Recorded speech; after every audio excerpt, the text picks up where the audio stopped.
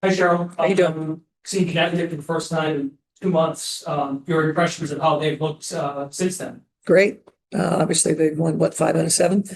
I think more than anything, I think a team like Connecticut going through as much change as they did, including a coaching staff, takes time sometimes to kind of figure out exactly what you have. Obviously, you're one of your better players being here in Layla Lacan. Has become a big part of their identity. Mabry wasn't healthy the last time we played, so guard play is so important in this league. And so they have that. They've brought along their rookies. So I think they're finally, I think, settled into an identity and how they're playing, and the aggression defensively and creating turnovers is a big part of their offense. They've done that really well. You can just see overall energy and confidence in what they're doing has really grown. In that same vein, in the same vein, prepping for a team that did not have big alert line of the defense that she brings, how does that change how we prepare for them? If it changes anything at all? Well, it's like a new scout. And so when that happens, you try to anticipate what we're going to see, whether it's matchups or coverages, schemes. But it's by and large, it's what you respond to what's happening in the game. Once you see what's happening and what's available. And I do know that if we're careless with the basketball again, as we were against Seattle, that will certainly make it much more difficult for us here on the road. You guys wanting to keep playing your best basketball besides the turnovers, what are other areas that we're just wanting to clean up as we head into playoffs? Yeah, I think offensively we've been pretty good. I mean, I look at the stretch that we played without our MVP. We grew. I think we really grew.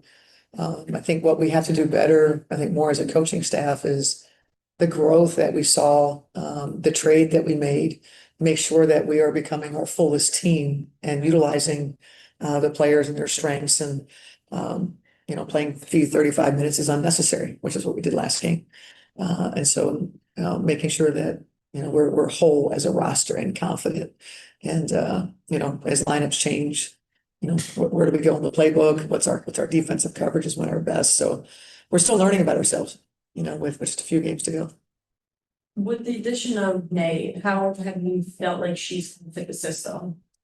Yeah, I think more than anything, Nay's getting more comfortable. I think when you first get somewhere, you're unsure. And we've tried to give her feedback of when she first got here. It's like, hey, just do you. And then we'll fix whatever it is we feel like, needs fixing or tweaking. And I think as a team, it's helpful for her to have Courtney and T, having played with Lan in college. Like there's a lot of familiarity. I think that's really helped her a lot. Now we're just, I think really as a group, not just Nay, but how do we use Nay? How do we turn Nay loose a little bit rather than her being cautious and, not wanting to make a mistake, turn her loose a little more. Because that looks different than the others that we have. And Nay has been terrific in the areas we thought she would be, which is attacking the basket, open threes. I told her those are 2 things we want. When you're open from 3, you're taking it. If you get a long closeout or, a bad closeout, go to the rim, and try to be a great finisher. Good morning, on Zoom. I got you. Gotta unmute here. When you look at your defense over the last handful of games, I'm wondering if you're seeing a consistent pattern of something, if it's something different every night, what your analysis has been of what's been missing or different over the last handful of games defensively. Yeah, I think, it's a certain part of the season where it's not necessarily slippage. We were running a pretty fast race and we were sprinting for a long time. So when you sprint for a long time and then you just need to get off the treadmill for a second, catch your breath. I feel like maybe that has gone on, especially as we navigated Fee's injury. And there was a lot that went into, wanting to do well, the group that was playing for her. And so I think maybe there are some points of pressure in our defense we're not getting that are key, are vital to being difficult to play against. So we've looked at those areas. I'm hopeful that will steadily improve as we move towards the end of the season and into playoffs.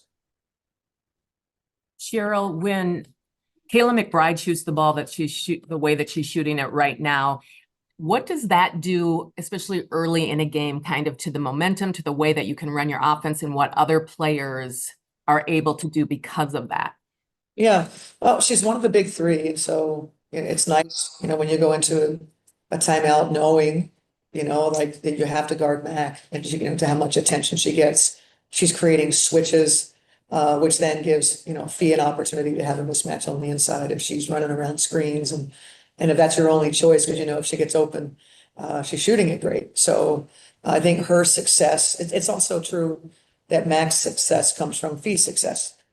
Shots get a little bit easier. So the big three, when they're each in their space doing their thing, shots get easier for each of them, and it's certainly for BC and Lynn. Thank you. Yep. Just one thing, remember before the first meeting between these two teams, you said for in regards to Cheryl, these are times I would think you were still. Yeah. Well, protection is up but the Steve, but Yeah. it just has been successful with that front court defense and the great force. Yeah, Fee and Lan, I think BB's awfully proud. Fee and Lan often play disadvantaged height-wise, but they understand how to negate size. And that's to, play with your feet, fight around, make them look for touches. I think we do that well. I think we did it well last time we played these guys. I also think Tina's game and even the way Connecticut's using her, that's something also through the course of the season. It's less about being on the block all the time for post-ups, and it's more short rolls. That's much easier for a 50-year-old player. I'm sorry, however old Tina is.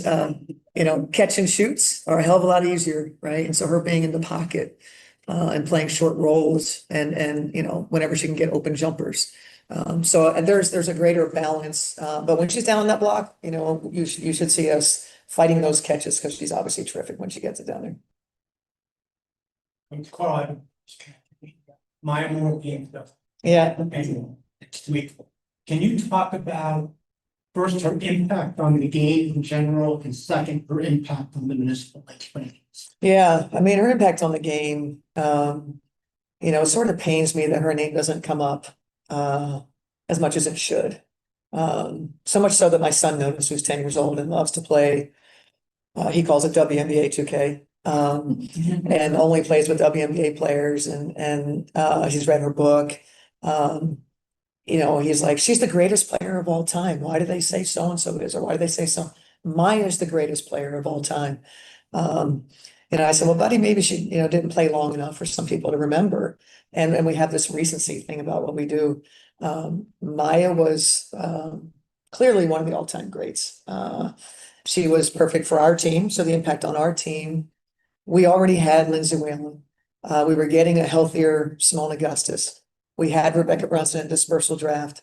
Adding Maya to some of the most humble superstars, some of the most humble Hall of Famers, was a perfect fit. And we talked often through our time together how amazing and somehow sometimes just things happen. And it happens so organically and so beautiful. As Maya got more mature and the others got even more mature in age, they just needed each other so much.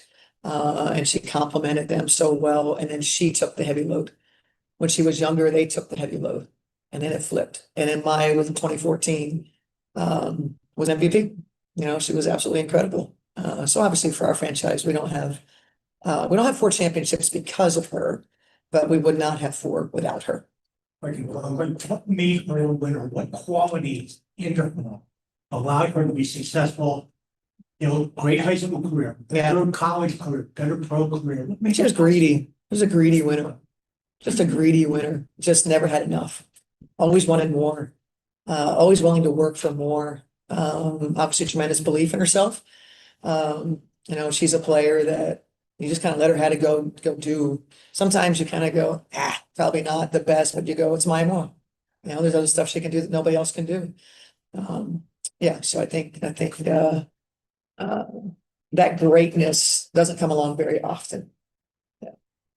Well, thanks.